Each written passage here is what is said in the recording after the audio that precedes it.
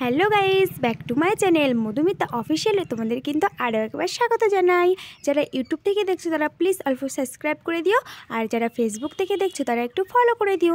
তো অনেক দিন পরে কিন্তু ভিডিও নিয়ে চলে এসেছি, কারণ এই রোদে বাতাসে একদম বাইরে বাড়ানোর ইচ্ছাই করছে না।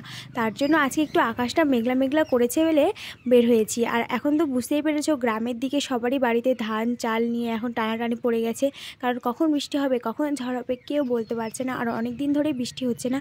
আর আজকেই দেখো আমাদের ধানগুলোকে শুকাতে দিয়েছে মা সিদ্ধ করে, আর আজকে আকাশটা কেমন মেঘলা মেঘলা করছে।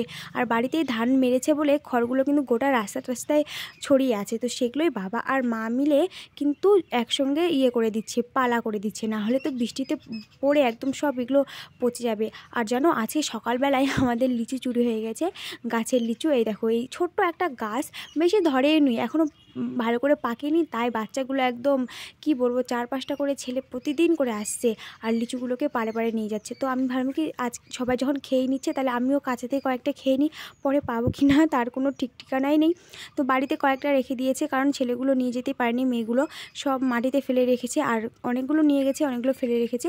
তো অনেককে আবার দিয়ে দেওয়া হয়েছে কাঁচাতেই, কারণ পরে যদি কেউ না পায়, কারণ আমরা আবার সবাইকেই দিই বাচ্চাগুলোকে, তো ছোটো ছোটো বাচ্চাগুলোকে আবার দিয়ে দিয়েছি।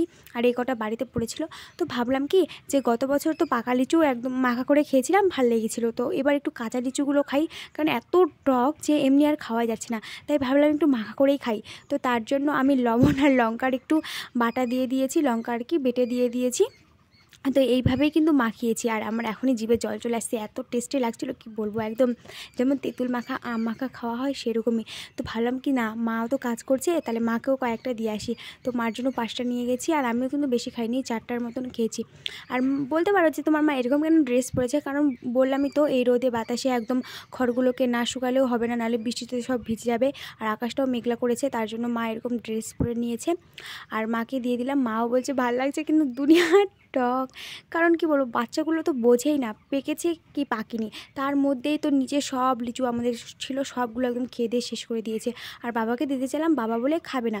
তো তারপরে মা বলল কি তুই স্নান টান করে আয়, কারণ আকাশটা এত মেঘলা করেছে যেন পরে আর কি দৌড়াদৌড়ি না করতে হয়, আমাদের ধানগুলো তো সিদ্ধ করা ধান, নাহলে তো ভিজে সব একদম মাটিতে গড়াগড়ি খাবে। তার জন্য তাড়াতাড়ি করে স্নান টান করে চলে এসেছি, কারণ ধানগুলোকে উঠাতে হবে। অন্য কাজ হলে হয়তো আমি একাই পারতাম, কিন্তু এই ধান ওঠানোর কাজটা না একা একা আর হতেই চায় না।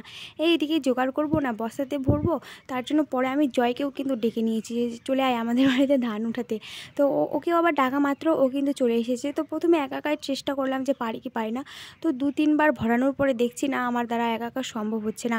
আর বেশি কথা বললেও এদিকে আবার বৃষ্টিতে সব ধান লুটোপুটি খেয়ে নেবে, তাই জন্য বেশি কথা বলছি না, আর বেশি ক্লিপও নিইনি। কেমন লাগলো ভিডিওটা অবশ্যই কমেন্ট করে জানিও।